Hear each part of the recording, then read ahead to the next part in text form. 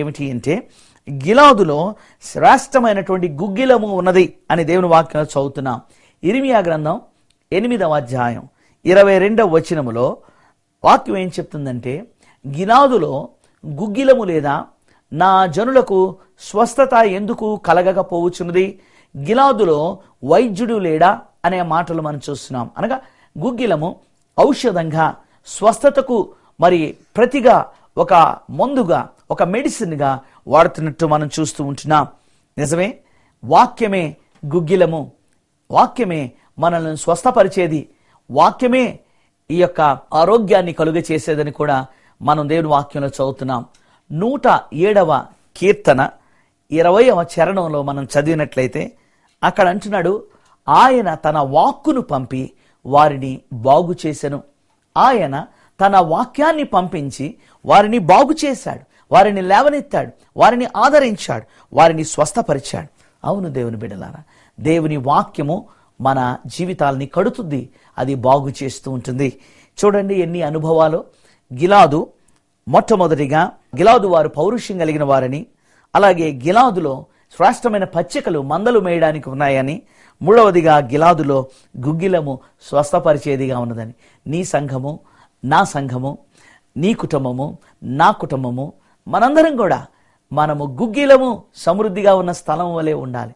మనుషులకు స్వస్థత అనుగ్రహించి, ఈ గుగ్గిలము ఎవరో కాదు కానీ దేవుని వాక్యమే యేసుక్రీస్తు. యేసుక్రీస్తే దేవుని వాక్యము. యేసయ్య అనే గుగ్గిలమును సమృద్ధిగా మన జీవితంలో కలిగి ఉన్నట్లయితే జనుల యొక్క సమస్యలకు పరిష్కారం మన యొద్ద ఉన్నది. రెండవదిగా ఏలియా భక్తుణ్ణి గిలాదు నుండి కేరీతు అనే స్థలానికి వెళ్ళమంటున్నాడు. కేరీతు అనేటటువంటి స్థలము దగ్గర నీవు దాగి ఉండాలి అనేటటువంటి మాట చెప్తున్నట్టు మనం చూస్తున్నాం.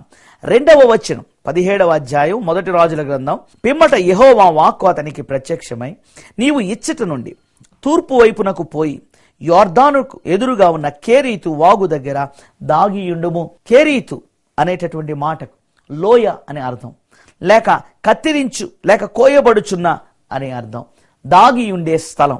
అవును దేవుని బిడ్డలారా, అన్నిసార్లు దేవుడు మనల్ని అందరికీ కనబడినట్లుగా ఆయన అన్ని కార్యాలు చేయమని చెప్పేవాడు కాదు. కొన్నిసార్లు ప్రజల ముందుకు వెళ్ళమంటాడు, కొన్నిసార్లు ప్రజలకు దాగి ఉండు కనబడకుండా అంటాడు, కొన్నిసార్లు నిన్ను నీవు కనపరుచుకో అంటాడు, కొన్నిసార్లు నిన్ను నీవు ఎవరికీ కనిపరుచుకోవద్దు అని ఆయన చెబుతూ ఉంటాడు. ఆయన స్వరాన్ని వినేవాడవుగాను ఉండాలి. కేరీతు దాగి ఉండే స్థలం. యేసు క్రీస్తు వెనుక, ఆయన శిలువ వెనుక దాగి ఉండడానికి నీవు ఇష్టపడేవాడుగా ఉండాలి. అలా ఇష్టపడినప్పుడు దేవుని శక్తిని, దేవుడు చేసే అద్భుత కార్యాలని నీ జీవితంలో, నా జీవితంలో మనము చూడగలము. ఇక్కడ మనం చూస్తూ ఉంటున్నాం ప్రియులారా, కొలస్సీలకు రాసిన పత్రిక 3వ అధ్యాయము 3వ వచనంలో మీ జీవము క్రీస్తుతో కూడా దాచబడి ఉన్నది అని చెప్తున్నాడు. కొలస్సియన్స్ 3rd chapter and 3rd verse. మీ యొక్క జీవము యేసుక్రీస్తులో దాచబడి ఉన్నది.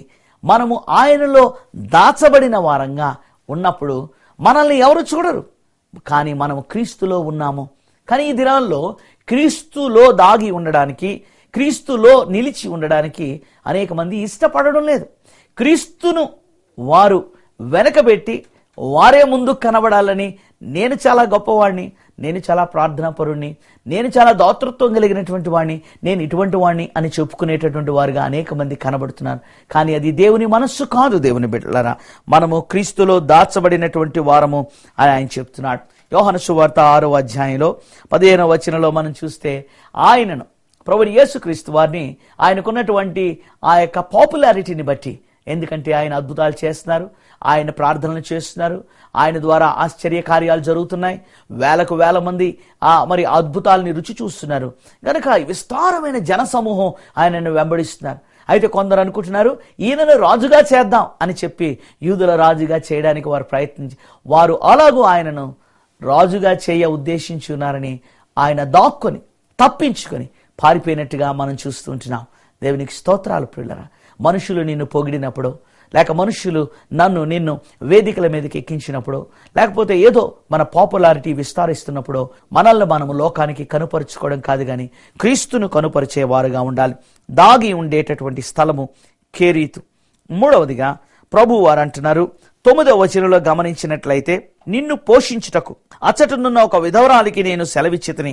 8వ వచనం, అంతటా యెహోవా వాక్కు అతనికి ప్రత్యక్షమై ఇలాగూ సెలవిచ్చెను, నీవు సీదోను పట్టణ సంబంధమైన సారేపతు అను ఊరికి పోయి అచ్చట ఉండుము. కేరీతు దగ్గర నుండి ఆయన వెళ్ళి మరి సారేపతు అనేటటువంటి స్థలములో ఉండవలసిన అవసరత ఉన్నది. కేరీతు వాగు దగ్గర జరిగిన సంఘటన ఏమిటంటే, ఆయన తినడానికి కూడా ఆహారం లేనివాడుగా అక్కడ ఉన్నాడు. కానీ ప్రతిదినము ప్రభు ఆయన కాకులతో మాంసాన్ని, రొట్టెలను పంపిస్తున్నాడు. ప్రతి ఉదయమును ప్రతి సాయంకాలము ఆయన అవసరతలు తీర్చబడ్డానికి ఆహారాన్ని ఆ కాకుల ద్వారా, ఆ కరువు కలిగిన కాకులు అవి నోటితో కరుచుకొని ఆ మాంసాన్ని, రొట్టెలను దేవుని సేవకుడికి ఇస్తూ ఉంటున్నవి. కొన్నిసార్లు నీ జీవితంలో కూడా నీ అవసరతలు ఎవరు తీరుస్తారా అని నువ్వు మనుషుల యొద్దకు పరుగెత్తుతూ ఉండొచ్చు. నిరుత్సాహంతో కూడా కూలిపోయి ఉండొచ్చు.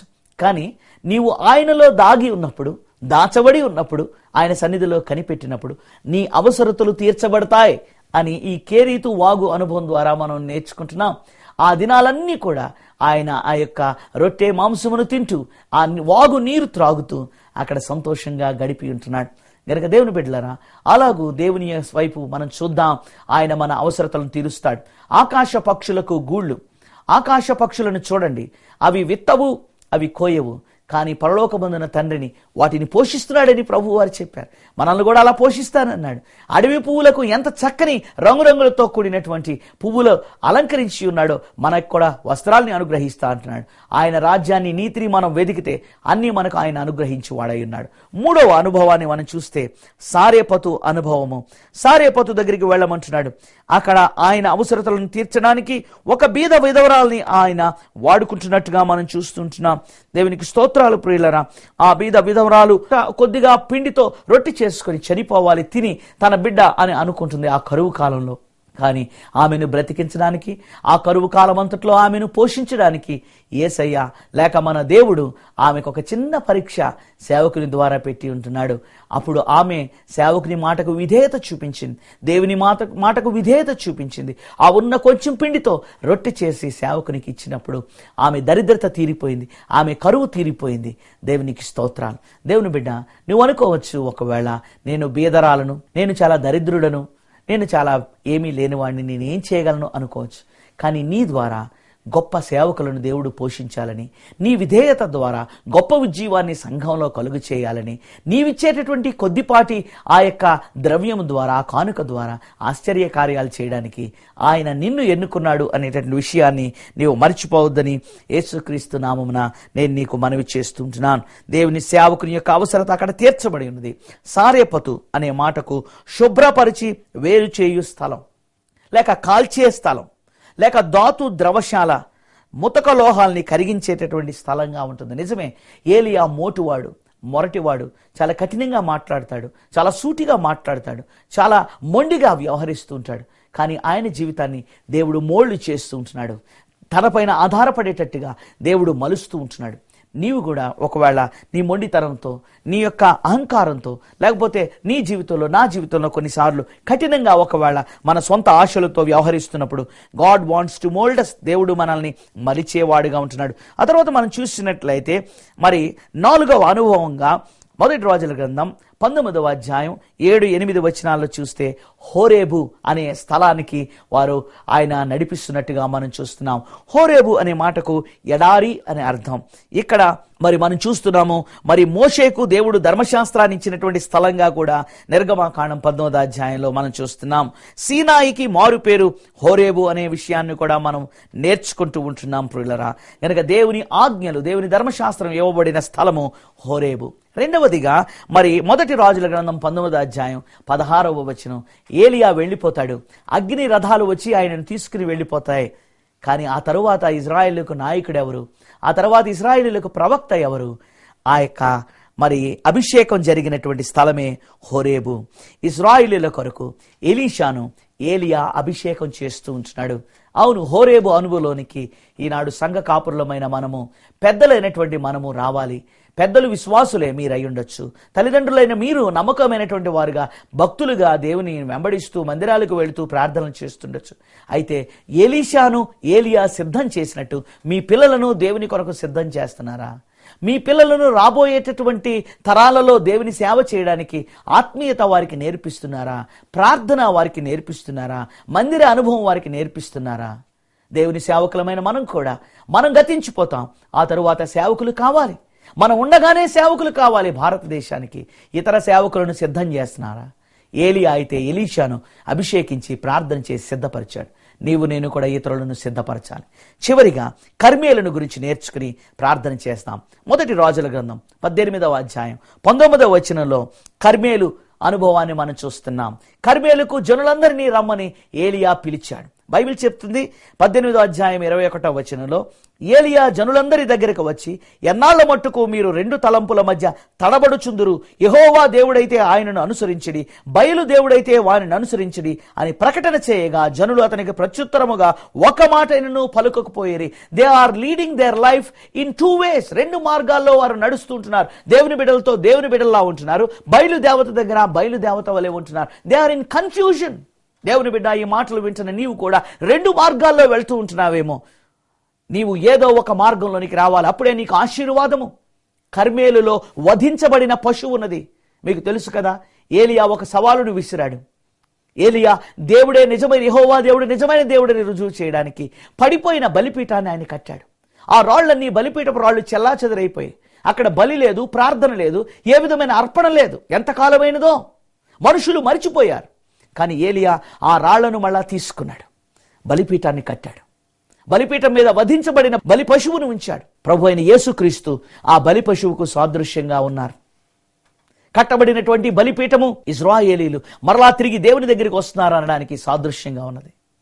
నీవు కూడా పడిపోయిన బలిపీఠం ఒకవేళ నీ కుటుంబ ప్రార్థన విషయంలో, నీ సంఘ జీవితం విషయంలో, నీవు దేవుని కొరకు జీవించిన విషయంలో చెల్లాచెదరైనటువంటి రాళ్ల వలె పడి ఉంటే బలిపీఠాన్ని కట్టుకో. ప్రభువైన యేసుక్రీస్తును దాని మీద ప్రతిష్ఠించు. నీ శరీరాన్ని, నీ అవయవాల్ని ప్రతిష్ఠించు. దేవుడు అక్కడ అద్భుతం చేస్తాడు. వధింపబడిన బలి పశువు, కట్టబడిన బలిపీఠము, చేయబడిన ప్రార్థన. ఏలియా ఆకాశం వైపు ఎత్తి చేసిన ప్రార్థన, భారముతో చేసిన ప్రార్థనను దేవుడు విన్నాడు. ఆకాశము నుండి అగ్ని దిగి వచ్చి ఆ కందకమును, ఆ బలి పశువును, ఆ సమస్తాన్ని కూడా కాల్చివేసి యెహోవా జీవము కలిగిన దేవుడని రుజువు చేయబడ్డది. కర్మేలు అనే మాటకు తోట అని అర్థం, వనము అని అర్థము, ఫలవంతమైన భూమి అని అర్థము. దేవునికి స్తోత్రాలు. దేవుని బిడ్డలారా, ఇలాంటి అనుభవంలోనికి వచ్చి యేసే క్రీస్తుని ఒకవైపున మీరు ఉండి ఆయననే సేవించి ఆయననే రక్షకుడుగా దేవుడిగా కలిగి ఆయన కొరకు ఏలియా చేసిన ప్రార్థనలు లాంటి ప్రార్థనలు మనం చేసినప్పుడు దేవుడు వింటాడని యాకోబు తన పత్రికలో చెప్తున్నాడు. ఏలియా మన వంటి మనుషుడే, మన వంటి సామాన్యమైనటువంటి మానవుడే. కానీ అతడు ఆకాశము మూయబడాలని, వర్షము పడకూడదని ఆయన ప్రార్థన చేసినప్పుడు 3.5 సంవత్సరాలు వర్షం పడలేదు.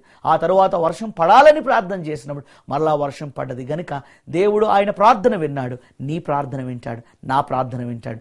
గనుక ఏలియా ద్వారా ఈ 5 అనుభవాలను మనం నేర్చుకుందాం. మొదటి అనుభవము గిలాదు అనుభవము, రెండవది కేరీతు అనే అనుభవంలోకి తీసుకుని వెళ్ళాడు, మూడవది సారెపతు అనే స్థలానికి తీసుకుని వెళ్ళాడు, హోరేబు అనే స్థలానికి తీసుకుని వెళ్ళాడు, కర్మేలు దగ్గర యెహోవా జీవము గల దేవుడని రుజువు చేశాడు. అగ్ని రథాలు వచ్చి ఏలియాను తీసుకుని వెళ్ళి ఉంటున్నాయి. గొప్ప పరిచర్య, శక్తివంతమైనటువంటి జీవితము. ఏలియా వలె దేవుడు నిన్ను నన్ను ఆశీర్వదించునుగాక. ప్రేమగల తండ్రి, నీకు కృతజ్ఞతాస్తుతులు చెల్లిస్తున్నాం. ఏలియా వలె మేము నాయన జీవించడానికి ఈ చివరి దినాలలో ఆ యొక్క తెగింపు, ఆ సాహసం, ఆ శక్తి, ఆ ప్రార్థనా జీవితం మాకు దయచేయండి. మేము 2 తలంపుల మధ్య తడబడే వారంగా కాకుండా ఏకాగ్రతతో నిన్ను మేము కలిగి గురి వద్దకు, సిలువను గురిగా పెట్టుకుని మేము వెళ్ళడానికి సహాయం చేయండి. నీకే వందనాలు చెల్లిస్తూ ఈ మాటలు విన్న బిడ్డలను దీవించమని, ఎవరైతే అనారోగ్య పరిస్థితుల్లో ఉన్నారో ప్రత్యేకముగా వారిని ముట్టి స్వస్థపరిచి బాగు చేయమని యేసు నామమున ప్రార్థించి వేడుకుంటున్నాం తండ్రి. ఆమేన్. ఆమేన్.